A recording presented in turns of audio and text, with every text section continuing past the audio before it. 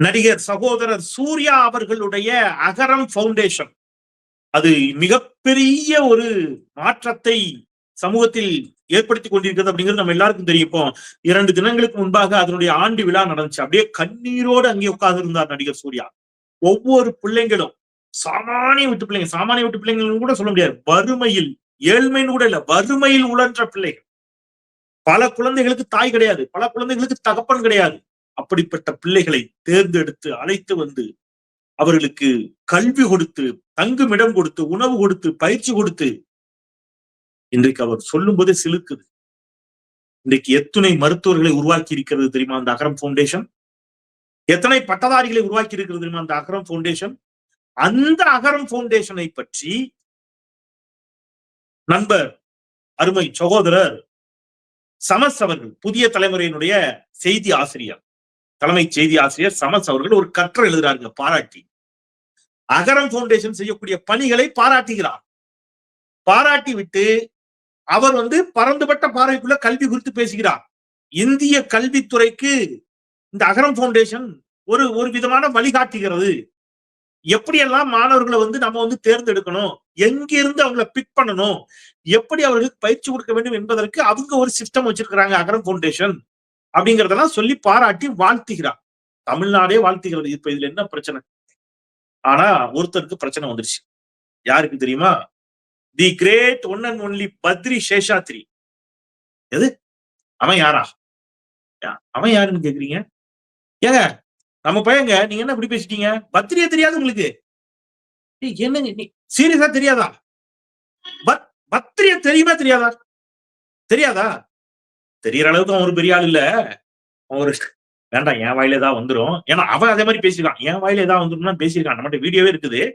Sir நீங்க அவன் இவெல்லாம் பேச மாட்டீங்களா? இவனுக்கு என்ன மரியாதை? இவனுக்கு அவ்வளவுதான் மரியாதை. பின்ன நமக்கு கோவம் வருது இல்ல? ஏங்க ஒரு ஃபவுண்டேஷன் அவ்வளவு பேரை படிக்க வச்சு ஒருத்தர் எல்லாத்தையும் கொண்டு வந்து நிப்பாட்டி விட்டுருக்காருன்னா உனக்கு வயிறு எரியுதுன்னா போய் எங்கேயாவது போய் நாண்டுகிட்டு நல்லா இரு. தப்பா சொல்ல மாட்டோம், நல்லா இரு அப்படிதான் சொல்லுவோம். சரி, ஓகே. பத்ரி என்ன பேசினா அப்படிங்கறதையும், தோழர் சமஸ் என்ன எழுதினார் அப்படிங்கறதையும், சூர்யாவின் மீது இவர்களுக்கெல்லாம் ஏன் காண்டுங்கிறதையும் இந்த வீடியோல பேச இருக்கிறோம். கிளினா நார கிளிக்க போறோம் இந்த வீடியோல. அதனால உங்களுக்கு எல்லாம் ஏதாவது மனம் புண்படும் அப்படிங்கிற மாதிரி நினைக்கக்கூடியவர்கள் தெரிச்சு ஓடிடுங்க, சரியா? ஏன்னா அவ்வளவு கோபத்திலும் சீற்றத்திலும் தான் நான் இன்னைக்கு இந்த வீடியோக்குள்ள போறேன். வீடியோக்குள்ள சொல்லுவோம். அனைவருக்கும் வணக்கம். இது தமிழ் கேள்வி. மீண்டும் உங்களை சந்திப்பதில் மிக்க மகிழ்ச்சி. நான் செந்தில் வெயில் வீச்சு. தமிழ் கேள்வியை மறக்காம சப்ஸ்கிரைப் செய்து பாருங்கள். உங்கள் பேராதரவை தாங்கள் என்று மிகுந்த அன்போடு கேட்டுக்கிட்டு, சோ சகோதரர் சூர்யா, ஐயா சிவகுமார், சகோதரர் கார்த்தி, அதே மாதிரி அகரம் ஃபவுண்டேஷனுக்காக பணியாற்றிய ஒவ்வொருவருக்கும் உள்ளத்தின் அடியாளத்திலிருந்து நம்ம கைத்தட்டுக்களை அப்படி நன்றி உணர்ச்சி. ஏன்னா கீழே இருந்து வந்ததுனால நமக்கு அந்த கல்வி அப்படிங்கிறது என்னது, ஒரு ஆயுதம் இல்லையா? எனவே இருக்கட்டும், நம்ம அதுக்குள்ள பேசுவோம். இப்ப அகரம் ஃபவுண்டேஷன் என்ன பண்ணி இருக்குது அப்படின்னு கேட்டீங்கன்னா, இதுவரைக்கு 6000க்கும் மேற்பட்ட, எக்ஸாக்டா சொல்லணும்னா 6700 பட்டதாரிகளை உருவாக்கி இருக்கிறது அகரம் ஃபவுண்டேஷன். 51 மருத்துவர்களை உருவாக்கி இருக்கிறது, 51 டாக்டர்ஸ். இது எவ்வளவு பெரிய விஷயம்! ஆரம்பிச்சு 15 வருஷம் ஆச்சு. 6700 பட்டதாரிகள், 50க்கும் மேற்பட்ட மருத்துவர்கள். இது இல்லாம அமெரிக்கா, ஆஸ்திரேலியா, கனடா என்று உலகின் பல நாடுகளில் அகரம் ஃபவுண்டேஷன் மூலம் படித்தவர்கள் இன்றைக்கு பணியில் இருக்கிறார்கள். இதெல்லாம் பெரிய பெரிய விஷயமா சார் அப்படின்னா பெரிய விஷயங்க. ஏன் தெரியுமா? அவ்வாறு போனவர்கள் எல்லாம் மலைவாழ் பழங்குடியின மக்கள், ஒடுக்கப்பட்ட விளிம்பு நிலை மக்கள், அப்பா இல்லாதவங்க, அம்மா இல்லாதவங்க, சிறு வயதில் திருமணம் செய்து கணவனை இழந்த பெண்கள், கணவனால் கைவிடப்பட்டவர்கள், இப்படி தேடி தேடி தேடி தேடி அழைத்து வந்து அவர்களை படிக்க வைத்து அவர்கள் வாழ்வில் மாற்றத்தை ஏற்படுத்தியிருக்கிறது. அதை பத்தி இந்த பத்திரிகைலாம் தெரிய வாய்ப்பு இல்லை. நான் ஒரே ஒரு விஷயத்த சொல்லிட்டு இந்த பத்திரிகைக்குள்ள வந்துடுறேன். நான் அன்பு தங்கை மகாலட்சுமி, உங்களுக்கு தெரியும், ஜவாது மலையில மலைவாழ் பழங்குடியின பள்ளியில் பணியாற்றுகிற அன்பு தங்கை. நாங்க போயிருக்கிற போது அங்க இருக்கிற சூழலை எல்லாம் பார்க்கின்ற போது நாம இங்க சென்னையில இருந்துட்டு வாய்க்கு என்ன வேணாலும் பேசலாம். அது வேறு ஒரு உலகம். அங்கே இன்னமும் சிறு குழந்தைகளுக்கு திருமணம் பண்ணி வச்சு அந்த பிள்ளைங்க கை குழந்தையோட நிக்கிற கொடூரத்தை கண்ணில் பார்க்க முடியும் உங்களால. பிள்ளைங்களுக்கு படிப்பறிவுங்கிறது 5ஆம் கிளாஸ் வரைக்கும் கிடைக்கிறதே எட்டாக்கனியாக இருந்த போது அரசு பள்ளிகளை திறந்து, உண்டு உறைவிட பள்ளிகளை திறந்து எல்லாவற்றையும் ஏற்படுத்தி கொடுத்த பிறகும் அந்த பிள்ளைங்களுக்கு பள்ளி கொண்டு வந்து விடுற அளவுக்கான விழிப்புணர்ச்சியற்ற ஒரு சூழல், சமூக ஏற்றத்தாழ்வுகள் நிறைந்த சமூகம் தானே. அப்படி இருக்கும் போது அங்கிருந்து அந்த பிள்ளைங்களை போராடி 10th வரைக்கும் படிக்க வச்சாங்க. அதுல தங்கை மகாவுடைய பங்கு எல்லாம் பெரும் பங்கு. அப்படி படிக்க வைக்கக்கூடிய பெண்களை, அந்த மாணவிகளை அடுத்த கட்டத்துக்கு சென்னைக்கு கொண்டு வரணும்.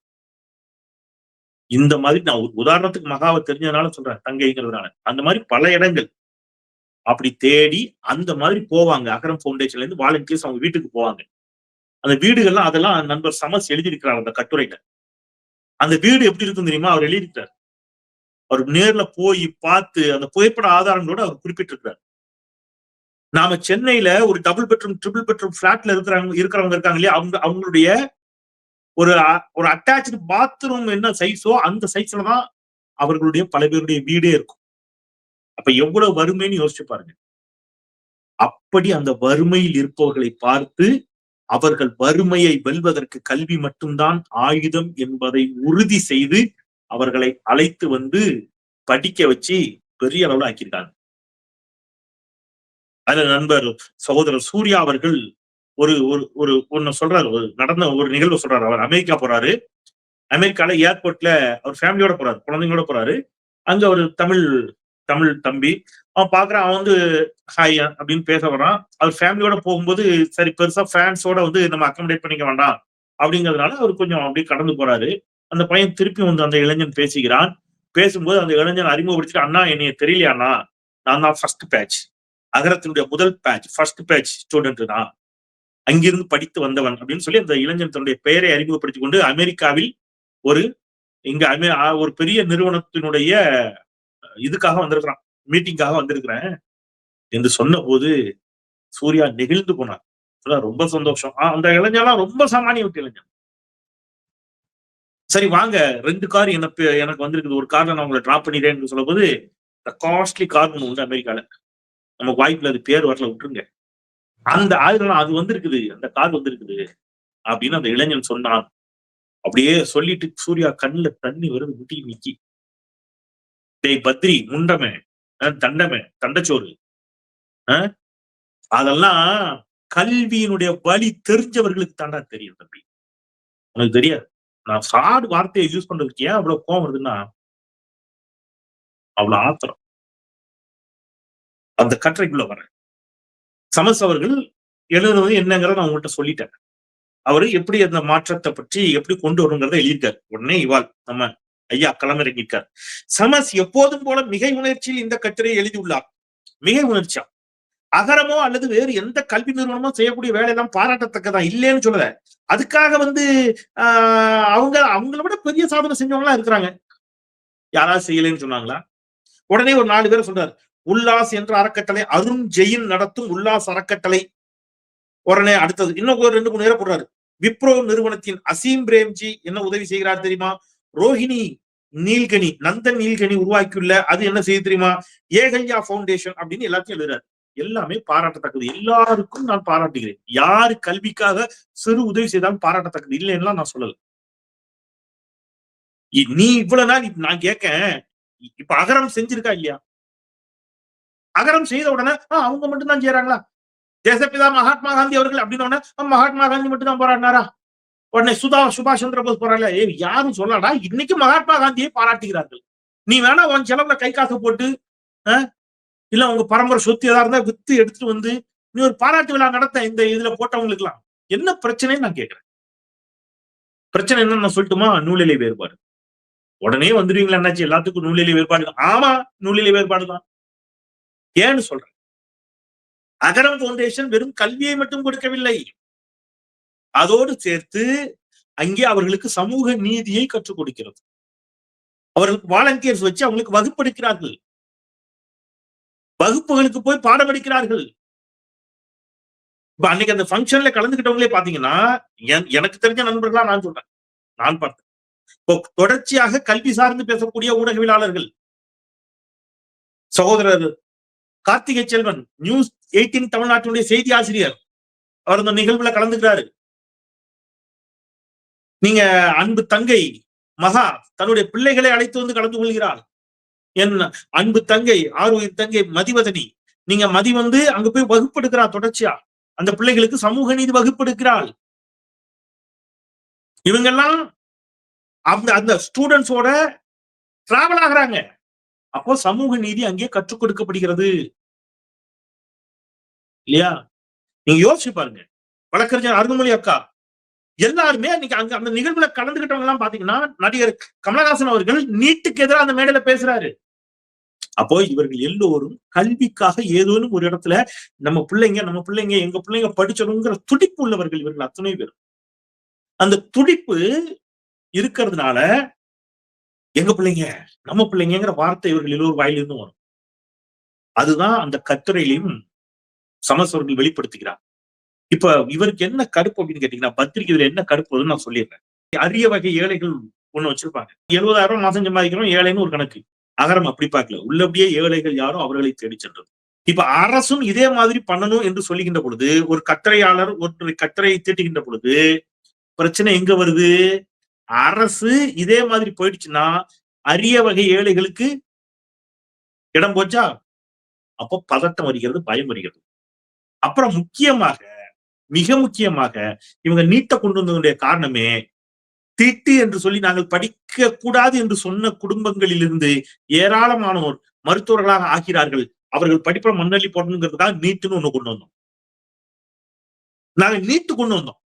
நீ அதுலயும் அந்த பிள்ளைங்களுக்கு ட்ரைனிங் கொடுத்து ஏதேனும் ஃபவுண்டேஷன் இந்த மாதிரி ஆரம்பிச்சு அந்த பிள்ளைங்களுக்கு படிக்க வச்சு அந்த பிள்ளைங்களை பாஸ் பண்ண வச்சு அந்த பிள்ளைங்க பாஸ் ஆன உடனே நல்லுள்ளம் கொண்ட கல்லூரி நடத்தக்கூடியவர்கள், தனியார் கல்லூரி நடத்தக்கூடியவர்கள் எல்லாரையும் வசப்பாடுறாங்க. தயவுசெய்து அவர்கள் இவங்களுக்கு ஒத்துழைப்பு கொடுத்திருக்காங்க. அகரம் ஃபவுண்டேஷனுக்கு பல பிள்ளைங்களுக்கு டொனேஷன் வாங்காம மட்டும் இல்ல, கட்டணம் கூட ஃபீஸ், டியூஷன் ஃபீஸ் கூட வாங்காம அந்த பிள்ளைங்களுக்கு கல்லூரிகளில் இடம் கொடுத்து படிக்க வைத்திருக்கிறார்கள். அப்படிலாம் படிச்சு வந்திருக்கிறாங்க.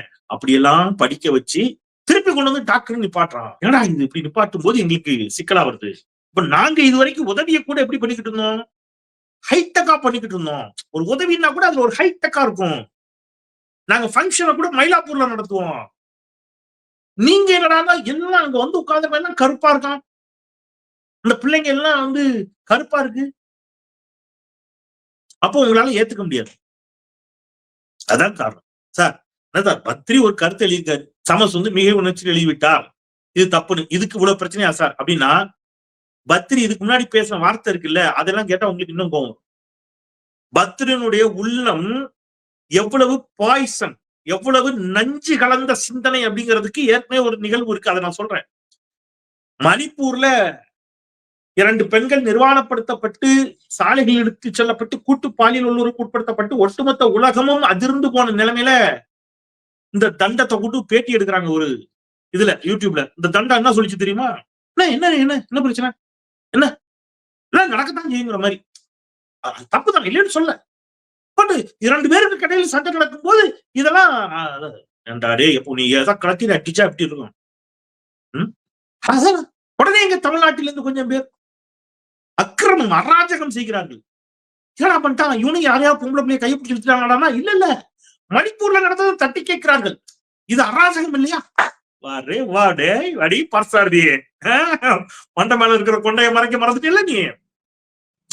அதாவது மணிப்பூரில் நடக்கக்கூடிய பிரச்சனைகளை தமிழ்நாடு தட்டி கேட்பது, கொந்தளிப்பது அராஜகமா அக்கிரமமா? இந்த பத்திரிகை பேசின வீடியோ இருக்கு. உடனே இங்க இருக்கக்கூடிய பெண் கவிஞர்கள் கிளம்பி விடுகிறார்கள். அவர்கள் தங்களுக்கே நடந்தது போல எங்கள் ஆடைகளை கிழிக்கிறார்கள், எங்கள் உறுப்புகளை அப்படி பண்ணிவிட்டார்கள். உடனே கிளம்பிட்டு வந்துடுறாங்க. அப்படி வர்றவங்க தான் சோத்துல உப்பு போட்டு சாப்பிடுறாங்க. 2 பெண்கள் கூட்டு பாலியல் உணர்வு செய்யப்பட்டு வீதியில் அழைத்து செல்லப்பட்டது வந்து அவர்களே தங்களுக்கு நினைத்தது போல் நடந்து பேசி விடுகிறார்கள். அதெல்லாம் ஓவரா பண்றாங்களாம். சொல்றாரு ஓவர். அப்ப வந்து சுப்ரீம் கோர்ட் நீதிபதி அதை கண்டிக்கிறார். நீங்கள் அரசு நடவடிக்கை எடுக்க வேண்டியவில்லை என்றால் நாங்கள் களமிறங்குவோம் என்று சொன்னார். உடனே இவர் சுப்ரீம் கோர்ட் ஜட்ஜே சொல்லிட்டாரு. என்னன்னு நீங்க என்ன பெரிய அப்படின்னு கேப் விடுறாரு. பெரிய டேஷ் கேப் விடுறாரு. நான் ஏதாவது சொல்லிடுவேன் அப்படிங்கிறாரு. யார்? பத்ரி. யார்? சுப்ரீம் கோர்ட் நீதிபதிகளே. அடுத்த வார்த்தை என்ன சொல்ல வந்திருப்பான்னு உங்களுக்கு தெரியும். மைண்ட் வாய்ஸ் உங்களுக்கு கேட்டிருக்குங்க. உச்ச நீதிமன்ற நீதிபதி என்ன பெரிய அப்படின்னு சொல்லிட்டு சொல்றாரு. இவர் போய் என்ன செஞ்சாரு? இவர் கையில துப்பாக்கி கொடுத்துருவோமா? இவர் போய் சண்டை போட்டுருவாரா? அரசு சிறப்பா தான் செய்யுது. அரசு என்னால் என்ன செய்யணுமோ செஞ்சிருக்குது அப்படிங்கிறாரு. என்னத்தை கிழிச்சுது? அப்ப மணிப்பூர்ல காரணம் வேற ஒண்ணும் இல்ல. அங்க பாதிக்கப்படுற மலைவாழ் பழங்குடியின மக்கள் அங்காளி பங்காளி இதே சம்பவம் மயிலாப்பூர்லயோ, மாம்பழத்திலயோ, நங்கநல்லூர்லயோ நடந்திருந்தா பத்திரிவாள் இப்படி பேசுவாளா? கொதித்தல மாட்டேலா? நடந்துட்டு சார், நடந்துட்டு போச்சு, விட்டுருக்கோ அப்படின்னு சொல்லுவீங்களா? இல்ல கட்டுரை எழுதி, கவிதை எழுதி, நாரத கனசபால ஒரு மீட்டிங் போடுவீங்களா? கோவம் எப்படி ஆத்திரம் வருது. அப்ப மணிப்பூர்ல வந்தா தக்காளி சட்னி, மயிலாப்பூர்லயும் நங்கநல்லூர்லயும் மாம்பழத்திலயும் வந்தா ரத்தம். என்ன பத்ரி? அதைத்தான் இப்போ அகரம் பவுண்டேஷன் மீது ஏன் இவர்கள் வன்மம் கக்குகிறார்கள்? ஏன் சகோதரர் சூர்யாவின் திரைப்படங்களை திட்டமிட்டு முடக்குகிறார்கள்? அவருடைய படங்களுக்கு எதிராக ரிவ்யூஸ திட்டமிட்டு பரப்புகிறார்கள் அப்படின்னா, சாமானிய பிள்ளைகளுக்கு கல்வி கொடுக்க நினைப்பதுதான் காரணம். இப்ப இன்னைக்கு இந்த அரசின் மீது இவர்களுக்கான வன்மத்துக்கு காரணம் அதான். திமுக அரசின் மீது, திராவிட இயக்க சித்தாந்தங்கள் மீது, தந்தை பெரியாரின் மீது, பேரறிஞர் அண்ணாவின் மீது, நம்முடைய முத்தமிழர் டாக்டர் கலைஞரின் மீது, இன்றைக்கு இருக்கக்கூடிய மாண்புமிகு முதலமைச்சர் முத்துவேல் கருணாநிதி ஸ்டாலின் மீது, எல்லோர் மீதும் இவர்களுக்கு இருக்கக்கூடிய வன்மத்திற்கு காரணம் ஊடகங்களில் தலைமை பொறுப்பில் இருக்கக்கூடிய நண்பர் சமசா இருக்கட்டும், புதிய அங்க நம்முடைய அருமை சகோதரர் கார்த்திகை செல்வன் அவர்களா இருக்கட்டும், அல்லது அந்த பக்கம் குணசேகரனா இருக்கட்டும், நீங்க எல்லாரும் இவர்கள் எல்லோரும் மீதும் இவர்களுக்கு இருக்கக்கூடிய வன்மங்களின் வெளிப்பாட்டுக்கு காரணம் ஒன்னே ஒண்ணுதான். இவர்கள் எல்லோரும் சமூகத்தினுடைய சாமானிய நிலையிலிருந்து வந்தவர்கள். ஒன்று. இன்னொன்று, சமூகத்தில் சாமானிய மக்களுக்கான நீதியை இவர்கள் பேசிக்கொண்டே இருக்கிறார். எல்லா பிள்ளைங்களும் படிக்கணும், என் பிள்ளைன்னு இவங்க வார்த்தைக்கு வார்த்தை சொல்றாங்க. அந்த பிள்ளைகளோட நிக்கிறாங்க. கல்லூரிகளுக்கு போய் அந்த பிள்ளைகளுக்கு தாங்கள் கற்றுக்கொண்டதை இவர்கள் கற்றுக் கொடுக்கிறார்கள். அப்போ உங்களுக்கு வயிறு எரியுது பத்திரிகளுக்கு. அதான் காரணம். இல்ல, ரைட், பத்திரிகைகளுக்கு வயிறு எரிகிறது என்றால் ஒரு விஷயம் சரியா நடக்குதுன்னு அர்த்தம். ரொம்ப சிம்பிள். எனவே அகரம் பவுண்டேஷனுடைய அந்த முயற்சி எத்துணை பாராட்டினாலும் தகும், போற்றத்தக்கது, பாராட்டத்தக்கது. அவர்களுக்கு ஆயிரம் ஆயிரம் ஆயிரம் ஆயிரம் ஆயிரம் ஆயிரம் நன்றிகள். அன்பு சகோதரர் சூர்யா அவர்களுக்கு ஒரு பெரிய சல்யூட், அந்த குடும்பத்துக்கு ஒரு பெரிய சல்யூட். அகரம் பவுண்டேஷனுக்காக வாலண்டியர்ஸா பணியாற்றியவர்கள், போய் வகுப்படுத்தவர்கள், அவர்களோடு துணை நின்றவர்கள், ஊடகங்களில் இந்த செய்தியை கொண்டு போய் மக்களிடம் சேர்த்தவர்கள், அதுல எல்லாருக்கும், அத்தனை பேருக்கு யாராவது விட்டுருந்தா எல்லாரும் சேர்த்துங்க. அத்துணை பேருக்கும் நெஞ்சம் நிறைந்த வாழ்த்துகள். பத்திரிகைகள் வயிறெறிஞ்சி வாழட்டும், வாழட்டும், வாழட்டும், வாழட்டும். நம்ம யாரும் சொல்லக்கூடாது. நல்லா வயிறெறிஞ்சு வாழட்டும். நீங்கள் வாழுங்கள். நீங்கள் வாழும் இதே சமூகத்தில், இதே காலகட்டத்தில் உங்களை விட சிறப்பாக இந்த பிள்ளைகள், சாமானிய வீட்டு பிள்ளைகள் படித்து வளர்ந்து கல்வியால் மேலோங்கி வாழ்வாங்கு வாழ்ந்து காட்டுவார்கள். அதுதான் உங்களுக்கான தண்டனை என்பதை மட்டும் உறக்க சொல்லி, மீண்டும் ஒருமுறை தமிழ் கேள்வியை சப்ஸ்கிரைப் செய்து பாருங்கள். நான் மிகை உணர்ச்சின்னு அதுல குறிப்பிட்டிருந்தார் பத்ரி. நான் உள்ளபடியே கொஞ்சம் உணர்ச்சி வயப்பட்டு பேசுனதுனால ஏதாவது தடிமாடு, தண்டம், முண்டம்னு வார்த்தைகள் வந்துருச்சுன்னு நினைக்கிறேன். அதுக்காக நான் உள்ளபடியே நான் மனப்பூர்வமாக இந்த இடத்துல வருத்தப்படல. அதையும் நான் சொல்லிக்கிட்டு, ஏன்னா நீங்க தெரிஞ்சுதானே சொல்றீங்க, சரியா? இருந்தாலும் பார்த்த நேர்களுக்கு அது காயப்படுத்தி இருந்தா, அவரை காயப்படுத்தினா எனக்கு அவ்வளவுதான். காயப்படுத்தி திருந்தினார்னா நல்லதுதான். நேர்களுக்கு அது கொஞ்சம் கடினமான வார்த்தைகளாக இருந்தால் அதற்காக நான் வருந்துகிறேன் அப்படிங்கிறதை சொல்லிட்டு, தமிழ் கேள்வியை சப்ஸ்கிரைப் செய்து வாருங்கள், உங்கள் பேராதரவை தாருங்கள் என்று கேட்டு விடைபெறுகின்றேன். குரலற்றவர்களின் குரலாய் நான் செந்தில். நன்றி.